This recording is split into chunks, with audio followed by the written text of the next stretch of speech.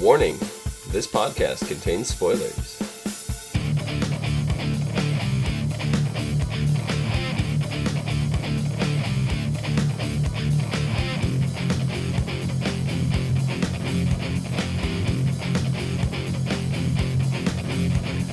What's up, everyone, and welcome to the Originals podcast from the ASOTV podcast. I'm your host, Dom, for Season 2, Episode 2, Alive and Kicking.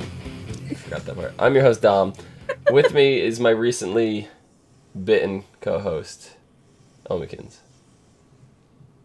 Hi. She's got some bite marks on her neck. Yeah. Got bit. She got bit. And They wet? down below me is someone who's not speaking to me. A little bit wet. A little bit wet. Heather is not speaking to me down there. So Just she's are they ignoring pretty fresh? me. She's ignoring me. Are they fresh? Not really. They're kind of tacky right now. Oh, okay. So, how are you ladies doing tonight? I feel drained. I'm so tired. Heather, how are you doing tonight? Do you hear something in me? No, I'm not a vampire. I can't hear super things anymore. Okay. All right. It must just No. be like a fly in the house or something. So, tonight, this week's episode, we had a lot of Cole flashbacks. I think he looked like a douchebag. How dare you talk about Nathaniel like that? I'm not saying anything about Nathaniel. I'm talking about Cole. Which Cole? Cole of the flashbacks or Caleb Cole? They both look like douchebags. Ooh. Very pretentious. Mm. Very, very pompous. Very full of themselves. Oh yes. Mm-hmm. Yeah. So we get to see what could potentially be the final time that Cole was daggered before making his first appearance on the Vampire Diaries. So I don't think that we're going to see very many Cole flashbacks from here on out. I think they pretty much covered all there is to cover with Cole until that period, unless there's another time period in between now and then that they undaggered him for a brief stint and then redaggered him again. So I think that's rather unlikely. We get to see two time periods. We get to see Spain in 1702, which when they wanted to run from their father and all that stuff, and Cole pretty much laughed at them and daggered them, brought him to New Orleans, because we know that Klaus likes to keep his family close. He's always had them, even though they're daggered and stuck in coffins. He brings them wherever he goes. And we see Cole was awoken again in 1821 in New Orleans.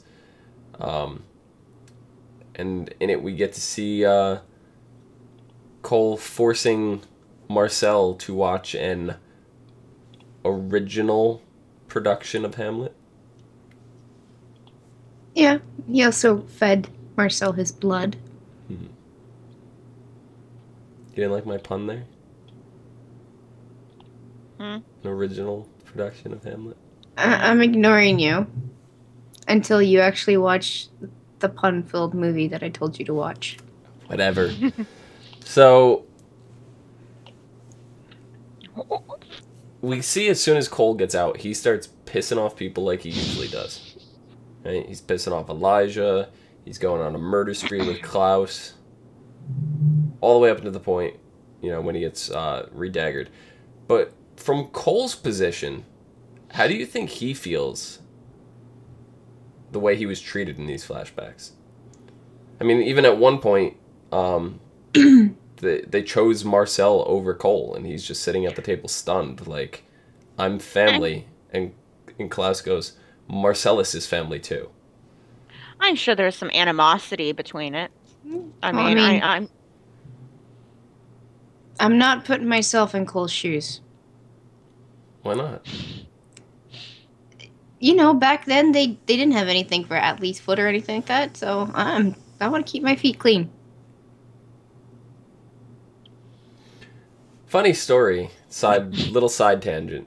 I just went to a walk through haunted house thing recently, and one of the girls I was with was wearing sandals, and they don't allow you to wear sandals through these things, so they told her she couldn't go, and she's like, you should have conveyed this when I bought the ticket, because like we waited in all this line. So one of the girls at the concession stand was like, I'll let you borrow my shoes. So that was really, she wore the other girl's shoes, and she was barefoot in these other girls' shoes, and it was like, I don't know, it's really weird. And then I was joking with her that she was gonna have athlete's foot when we left. So Nice. that is my side tangent for the evening. Sorry about that. Okay. So no, you don't want to put your feet in Cole's shoes. What about you, Heather? Put your feet in Cole's shoes. Nope. No. Well, how do you think Cole's feeling? He's probably very, very confused. Oh yeah. Aggravated. As I said, there's probably some animosity, some angst there because of it, but he's gonna choke it down. He Because looks that's pretty just angsty. how he is. He's not gonna choke it down. He's gonna probably go kill some things and then choke their blood down. He'll take it out on the people that it doesn't even pertain to. He'll take it out on people that has nothing to do with it entirely. Yeah, that sounds more like Cole. Well, Cole did vow his revenge. Bless you. Bless you. Thank you. Cole did vow his revenge on Klaus and Elijah, which, to a degree, he did do on Vampire Diaries. He kind of a dick on that show, too, and did whatever the hell he wanted to do and didn't pay much attention to his brothers there. So there's still kind of some unresolved issues there that's going to carry over and bleed over into this show, and which was established in these flashbacks. I don't know. I mean, they established it, then they kind of took it back at the end of the episode. They very well could have. I mean, it just seems to me that Cole is going to be Cole, like he's always been. He's going to take his own side. He's going to go on his own, yeah, but I don't know if he's going to really get back at his brothers until what is dealt with is dealt with. Right, because we had his brother Finn and Esther, his mother, concoct this plan to discover what was going on with Defina and find out what she was hiding, but he was left out in the dark on this plan. They didn't tell him. No. Went through with it. He was injured in the meantime. And, he feels left out. And he sits there and cold-faced lies to his mother. Yeah. His mother goes, what weapon does she have? I don't know. I got a knock on the head. I was blacked out. I didn't see anything. She didn't look too thrilled with that. Yeah. I wasn't standing here watching the entire time, I swear. Right. So do you think that Cole is going to be Finn and Esther's downfall? Oh, yeah, definitely. That's definitely a wrench in their plans, because he knows what's up, and so does Klaus and Elijah. So they have a step up over Esther and Finn right now. But they don't know. They don't know. I mean, they even know that Esther is, what's her name? Cassie? Cassie. Yeah, so I think Esther and Finn are pretty much in a bad spot right now, even though they think they're on top of the mountain. Yeah. What do you think, Heather? I have no idea. Like, as I said, I had a really hard time keeping up with this episode, but, like, because I'm still trying to get these names, and every week they're showing me more people, and I'm like, who are these people? I can't do this. See, in Vampire Diaries, it's fine, because it's the same people every single week, and then everyone's, give me one new person. I'm like, okay, I can deal with this. This show, it's like, okay, here's 5 new people for you to fucking come up with random names for. See, and that's the other thing. Some of them are returning characters from last season, and we do know that you actually didn't watch much of last season. Like Oliver, who we saw, the werewolf, the guy leading the pack. I don't think he was in the first episode, and if he was not very prominent. Oliver? Yeah. When what's her face was killed? Francine or Francesca? Yes, he was there. He was kind of like in her guard going back and forth, and he went to go get the music record guy. He was, hi Davina, you should not be in here. I'm gonna go kill this vampire dude for you. Oh yeah. Okay, so yeah. I mean, he was there. He wasn't there, as prominent as he was this episode. Yeah. So I could see how she would forget about him. But so we see Klaus single-handedly threaten Oliver and kind of allowed Hayley to step in and reclaim the pack. Is Klaus just like the master manipulator here? Klaus has always been a master manipulator. He had that like wrapped and ready to go. Yeah. Like he put that on a silver platter and was like, "Here, take the pack back." Yep. He knew what he's doing. I mean, all the way to the point where Hayley invites the wolves to come in and live with them. They're now living with the original family in their own home. Mm-hmm. They've moved into the quarter. So she really has their support. And Klaus even further, like, played it out. Like, at that point, it was like, what are they doing here? And then he's like, you know what? You really stepped up. Yeah. Then we have... Could have swore Elijah's tear, there's a little tear that came down his face, like, oh, my brother's growing up. Yeah. Like, you can tell, like, you can see Klaus had this huge little layout plan with this whole thing with the pack and everything. And he played it off so well, like, I didn't do anything. I don't know what you're talking about, Yeah. Yeah, I think Elijah's very proud of his brother at this stage. And just like the way he's matured and how he's handling the situation with Hayley. Yeah. But Hayley's also having some issues herself because she's dealing with being a hybrid for the first time. How has this really changed her? It's made her give less fucks, but at the same time give more fucks. Things she cared about before, she doesn't care about as much now, and things she didn't care about before, she gives more fucks about now. Yeah. She basically just turned an entire table and is like, okay, I'm going to sit on the other side now. And I mean, she still cares about her pack like she always did, but she's stepping up and taking control. Whereas, the whole thing with Elijah, she's like, I can't do this anymore. You're like the nicest guy around, but you're still an asshole because you're a vampire. Mm-hmm. Is that racism? Maybe to a degree. To a degree, but I don't think it's like, intentional. No. It's just like this rival feud more though than it is, they're definitely not trying to perpetuate racism here, but if you want to get down to basics, I guess that is what it comes down to. But she really is generalizing vampires as one. Right, but we also know that there's a long-standing curse between and a feud and a rivalry between the vampires and the werewolves, and that kind of supersedes the thought of racism there. I mean, we had Klaus. He's also helping Hayley like learn to track, and he's teaching her. He's basically teaching her how to be a vampire and a werewolf at the same time. Like what he is. He's the only other hybrid ever, though. Yeah. I mean, how long was it after when his mother turned him into a vampire he triggered his werewolf part of the curse? It was not too long after. It was his first kill, because duh.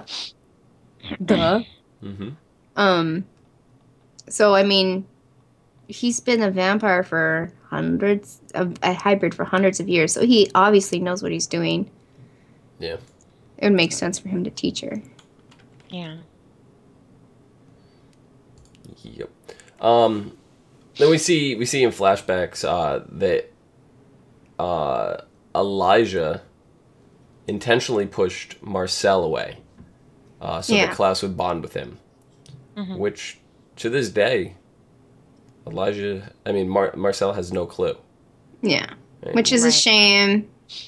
Yeah. And he's Because still then maybe very Marcel bitter. wouldn't be so. Yeah, exactly. Maybe Marcel wouldn't be so damn bitter towards him then.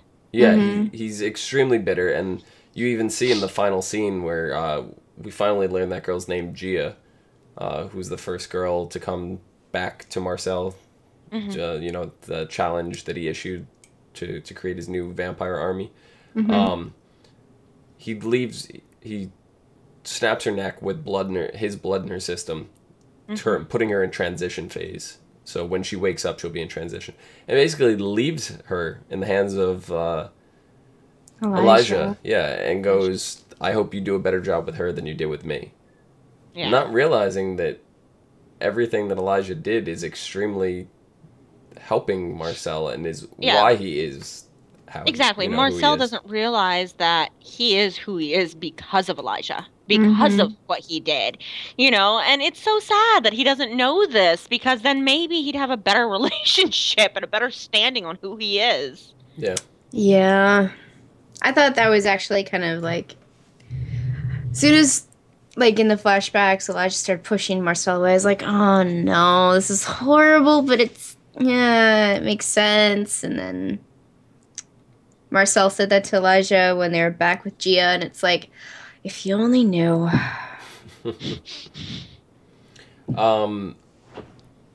Then we had Elijah manipulate Marcel into getting in touch with Davina to discover the truth about the location of the White Oak dagger. Or the White Oak stake, not the dagger. The stake. So, who here is the better manipulator? Is it Elijah or is it Klaus? Klaus gets things done assertively, whereas Elijah's like, you're gonna do it for me? Yeah, see my jawline? It's pretty amazing, right? You gotta do this for me. So which one your opinion is more effective? Klaus's methods or Elijah's methods? See, I'd be more inclined to tell Elijah no. Really? Whereas Klaus, I'd be like, yeah, sure, buddy. Just leave me out of this. But Elijah's also doing it in a way that you don't have a choice either, but he's doing it on a more subtle level. Yeah. Because Elijah was like, I want to find out from Davina, get Davina to help. And Marcel goes, don't go near her. And he goes, oh, so you'll handle this yourself? Okay, thanks. Basically saying, if you're not going to do it, I am. So Marcel knows he doesn't have another option. He's got to go do it. So he was just tricked into doing it. Yeah. And then that was Elijah's plan all along, to confront Davina, to get her to storm off and find out, because by her admitting that she didn't care about the stake, it's only proving the fact that she has it.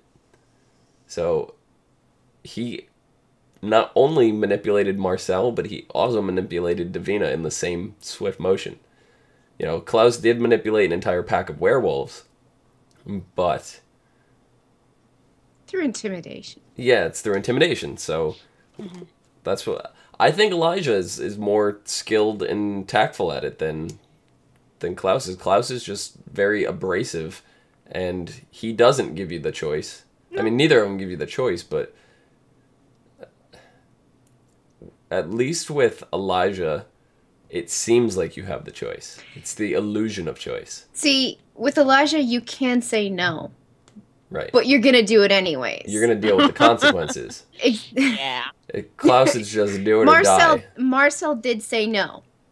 Right. But he ended up doing it anyways, because Elijah didn't give him a chance or a choice. But I mean, he did allow you to say no, right? Yeah. Whereas if you tried that with Klaus, he'd be like, snap. Okay, someone else. If you said no to Elijah, you'd better be out the door before he can even move, because he's going to leave you with it anyways and just be like, too bad.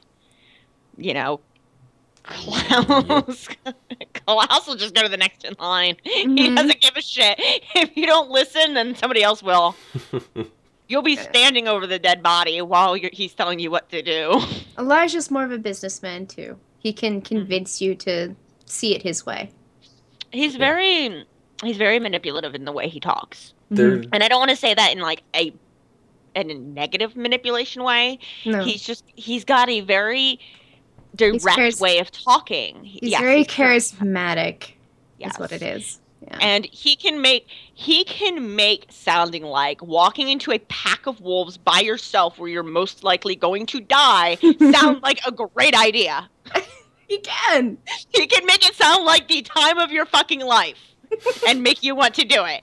Klaus will just be like, I don't give a shit, go. He'll just throw you in. Oh, you don't want to go? Okay. You know? Yeah, that's exactly what he would do. He would march you there himself and throw you in. That's the huge difference between the two of them. Yeah. Yep. And I love the dynamic, and we get to see like this other interesting dynamic unfold this episode too, which was where Cassie is sitting down with Klaus. They're kind of having this meeting where they're discussing, and Cassie reveals herself to Klaus by sitting down, and she used his full name, served him some chamomile. Cassie's the witch. Yes. Okay. She used his full name. Short-haired girl, right? Yes. She used his full name. She served him some chamomile tea.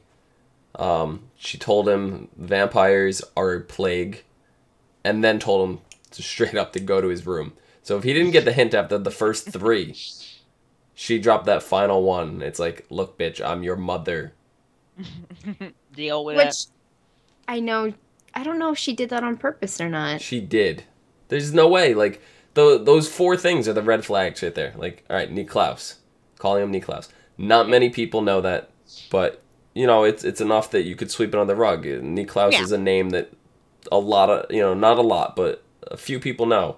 And it's not like you couldn't find out. Yeah, it's something to get around. So that was kind of like the subtle hint. But the chamomile tea, like, we know it was the mother's favorite tea. It grew up near where Klaus lived. Klaus said that he despised it as much as he despised his mother. Again, could have been a coincidence. Bitch could have just liked her chamomile. Okay, possible. The third one, where she tells him that vampires are a plague, that's word for word how she described it to him before. No one else has ever described vampires in that way. So at that point, those three things cannot be a coincidence. Yeah. And the fourth one, where she literally said, go to your room. That's something a mother says. I've said it 100 times. Right. So at that point, if she's not... The only other thing she could have came out and said was, look, I'm your mother. She was being obvious. I mean, Klaus did say her mannerisms, the way she walked and how she carried herself were more hints. So, I mean, he would know. Yeah. Right. It's not like she was trying to hide it, though. No. Like, she might have been able to get away with it with the first hint and then the second hint. Maybe the third hint if he was having an off day. But the moment she said, go to your room, she's like, I'm going to make this obvious for you. Yeah. I think her intention was to tell him the whole time. Which brings me to the fact that the other coincidence, or the other dynamic that is playing out with Klaus and Elijah is the one to discover their father now. He meets Michael in the bar when he's going to be crazy. So we have the two of them having a reunion with their family, but opposite ends of it. So Klaus comes in and is like, our mother, and it can't get any worse than that. And Elijah's like, nope, our father. It can't get any worse than that. And Klaus goes, he asks a really important question. He goes, which one of our parents are we going to kill first? Which one do you think is going to be the first to go? Considering that Davina has Michael under control, I think Esther's the one that they should get rid of first. But that's just me. Yeah, I'm going to go with the mom. Yeah. I mean, Davina can keep Michael locked up in that room forever. Just throw him a, meal every once in a while. Who cares about that shit? And keep him, living for a while. Esther, she's on her own. She can do whatever the fuck she wants. Yeah. I was also going to argue for Esther. The reason, my logic behind that is Esther is still mortal, be it a witch, she's still mortal. Where Michael is technically an original vampire. So Michael's going to be a lot harder. The only way Michael can die is through the white oak stake. Right. Which makes it a little more difficult to kill him when he possesses the weapon.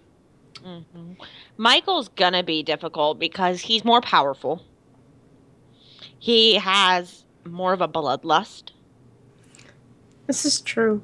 He's not afraid, obviously, to just start tearing the fuck out of anything in his way. What I'm concerned about is if Michael finds out about Esther before, like, is he more inclined to kill her first or go after the boys? The boys. I don't think he has a vendetta against his wife. I think it's. I mean, the he boys. does because she's the one that created vampires and created him and or turned him, and you know he's set with this bloodlust to feed off the other vampires because of her, and I think he would rather kill the vampires before her, though. The boys hold more of an impeding threat to Michael. I don't know. I think she can as easily undo everything as she did to make everything. She has enough power to frickin' turn New Orleans into Atlantis if she wanted to. How much of that power came through right now, since she is just right now a witch? It came from her.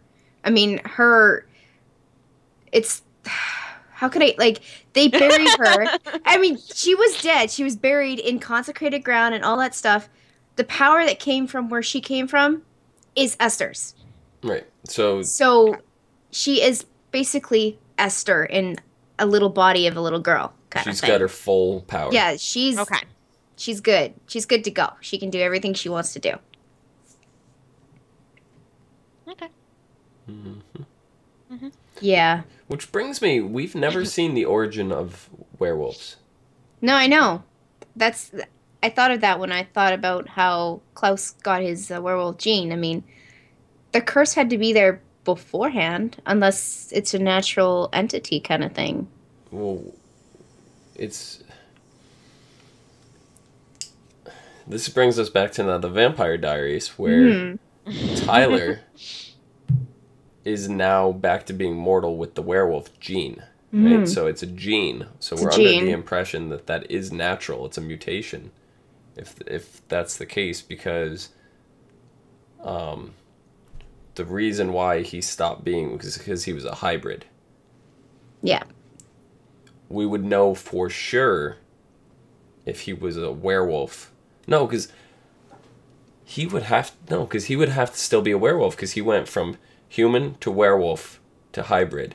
And if the magic stripped all his supernatural power, it would just strip the hybrid, the vampire part of him out. So he would still be a werewolf.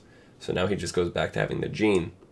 So the actual the activation of the werewolf gene is the supernatural part. That's what got torn away. Yeah. So the gene is just there, but it needs magic to activate it.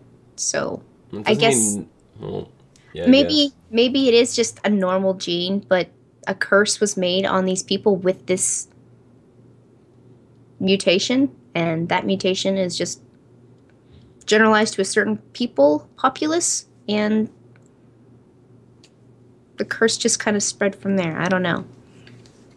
It would be interesting.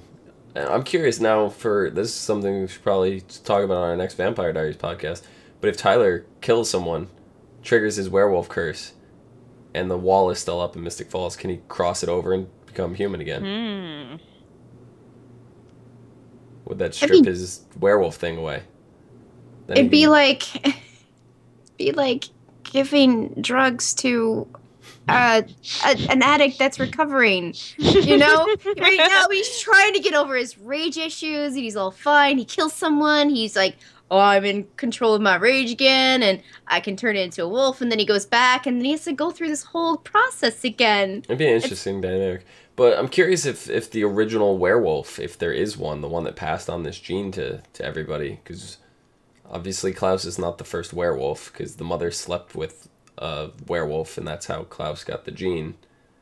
So Michael is technically not Klaus's father by blood, but through raising him he is. And so we know that the werewolves were around before that, before vampires were even created. Yeah. So there's definitely a story to tell there. Whether or not we're going to see it anytime soon, it's just a matter of when. Yeah. You know? This needs to be told. Yeah, It like does. these things have been around for how long, and you guys aren't giving us anything. Like we don't even have an idea of who started it, do we? Mm-mm. No. It's a big mystery. Like, we don't Yeah. know for sure if it's a natural occurrence with a supernatural side effect, or if Or it was... somebody just fucked a wolf one day and had some babies. I'm willing to bet that that's not the backstory. No. That I would mean- be very disturbing backstory. The only indication of the story that we know about werewolves is that it's older than vampires because of that flashback with Klaus and his family. Yep. Right. Yep. What's the typical werewolf? Like I forget the typical story for how werewolves started. There was Actually, I don't think there is an origin story for werewolves in general, other than being cursed. But like, I think they, it like they I say think that's they say that the werewolf that bites you, if you kill that werewolf, you get cured. I think what it was that it was a witch's curse. Honestly, I want to say that's what I'm gonna look it up really easy. quick. Yeah, Easy to I've say heard that story of werewolves. However, it seems like that is not the case in this mythology. Mm-hmm. As We do know the Esther was bite a witch is- at the time too. So. right, but as the bite does not turn you, it's the gene, and it's what triggers the gene. So yeah, that mythology wouldn't exactly work here. Yeah. Like I don't like. They'll have to come up with something completely original for that. unless it goes back to 3000 BC and some kind of crazy prophet back then decided to go oogly boogly on somebody and made that guy a werewolf, and he went off and like, oh, there's a lady, and there's a lady, and there's a lady, there's a lady too. Yeah, and is that original werewolf still alive? I don't know if werewolves are super duper immortal like a vampire does. They're you know? not. They just age Yeah, slower, I slower. believe. slower. So I don't know. They live if, like twice as long as mortals. I don't even know if that's for sure how the Yeah, mythology like we don't have goes. much of shit for werewolves other than they're here, they're taking things, they're the ones like they can kill vampires really easily. I think that's like all we really know. Right. I mean, we were first introduced to werewolves at all in season 2 of the Vampire Diaries. They were very slightly hinted at, and if you go back now watching season 1, knowing the whole time that Tyler is a werewolf, you will see them hinting. There's scenes of Tyler like looking up at a full moon, and it's like things that were so blatantly obvious that you were just so enthralled in the vampire story of it, and they never mentioned werewolves or Right. the word werewolf or anything like that, that you let it go. You didn't think anything of it. And so we didn't really learn about them until season 2, when we dealt with all the bites. You know, Damon had his girlfriend die to the werewolf bite there, and it wasn't until season 3 that we even found out that there was a cure for the werewolf bite, and that was through the blood of Klaus. Mm-hmm. And really, that's about all we know about werewolves. You know, and the trigger that you have to kill someone to trigger the curse to become a I werewolf. think And we know really- that the moonlight rings prevent you from doing it, Yeah. and we know that being a hybrid suppresses the ability to turn. That's really all we know about them. It suppresses turning on a full moon. You can turn Yeah. whenever you feel like it.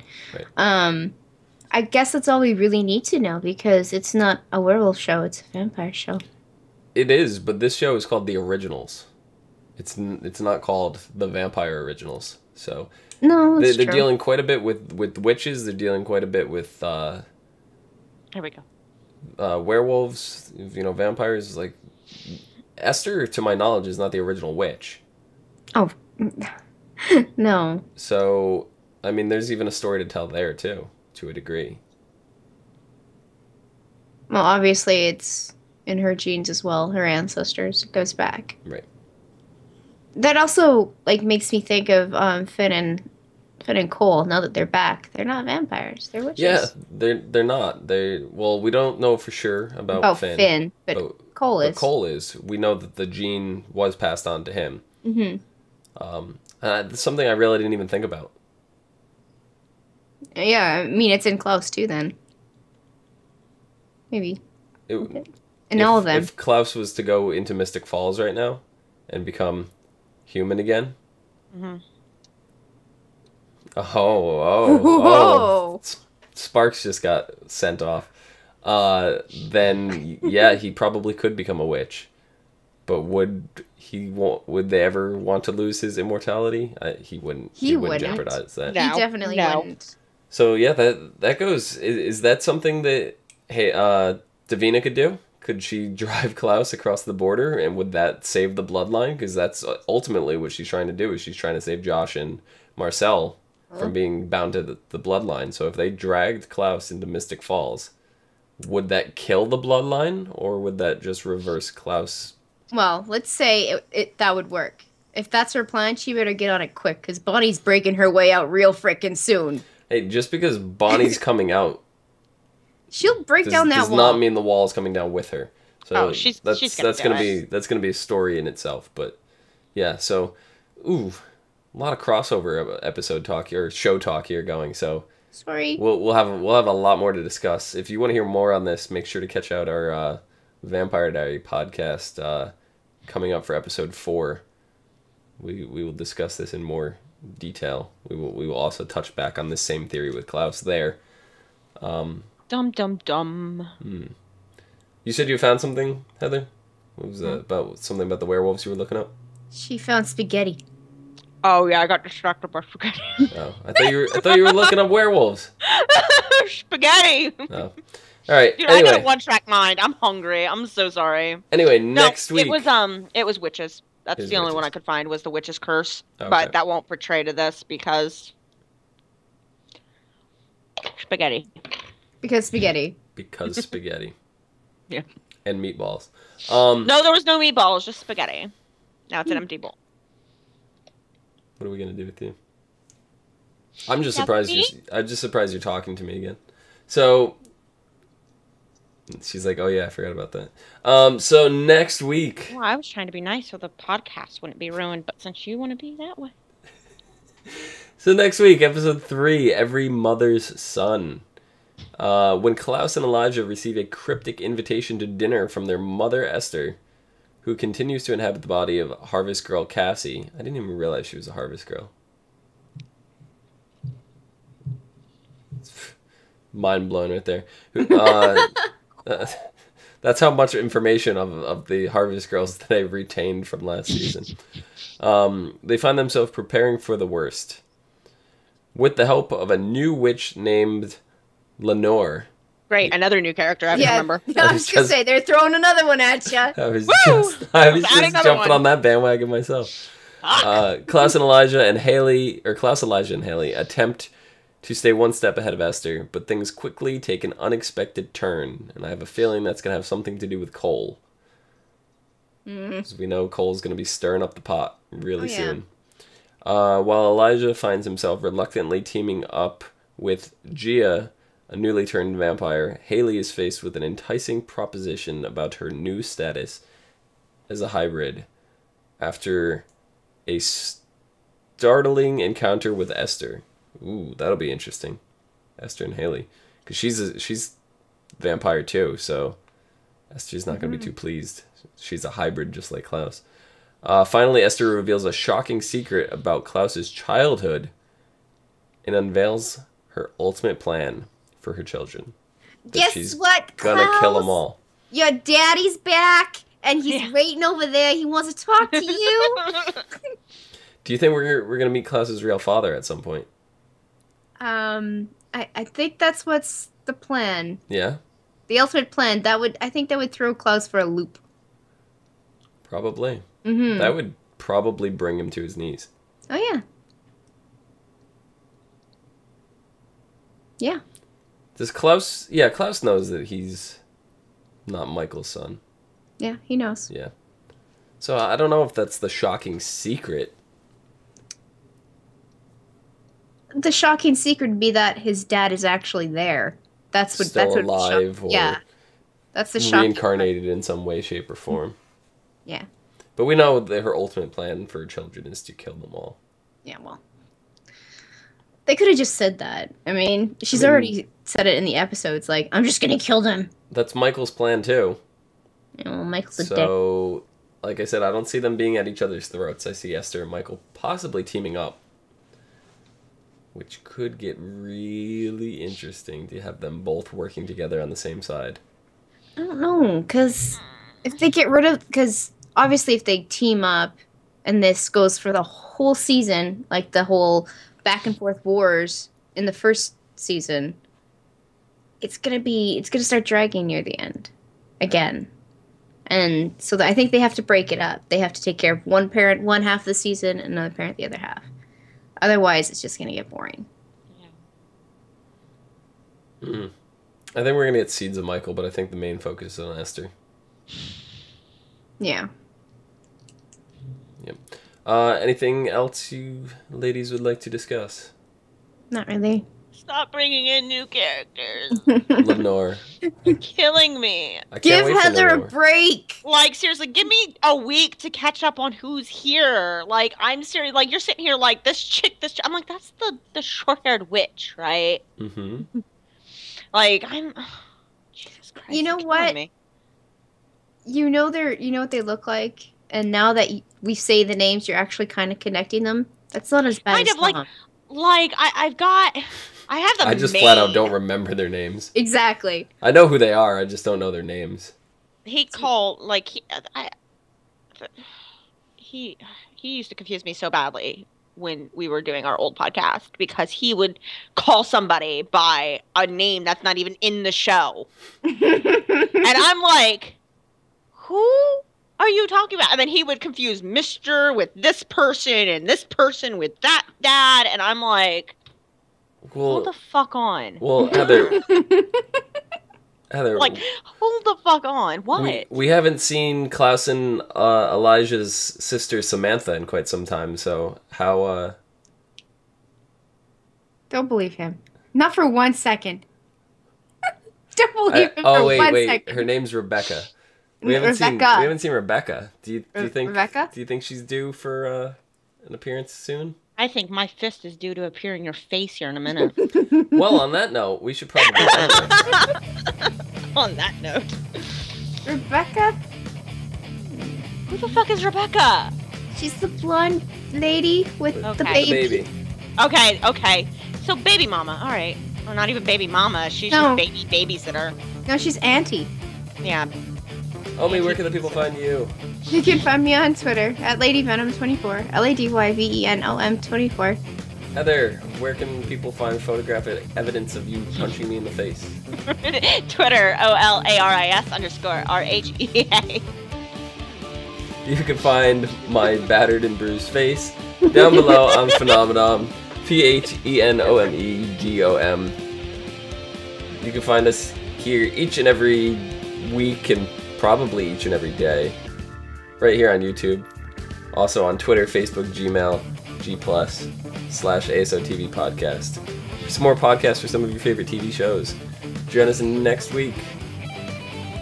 Till then, see you guys later.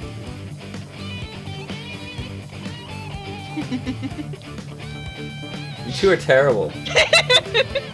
Yeah. You have her going off one end, and I'm sitting here like climbing. Help. Help. You need somebody? If somebody can hear me, help me. Not just anybody. Help. You need somebody? Not just anybody. You finally caught on to it. I caught on before. I was trying to ignore it. That's it. I'm out of here.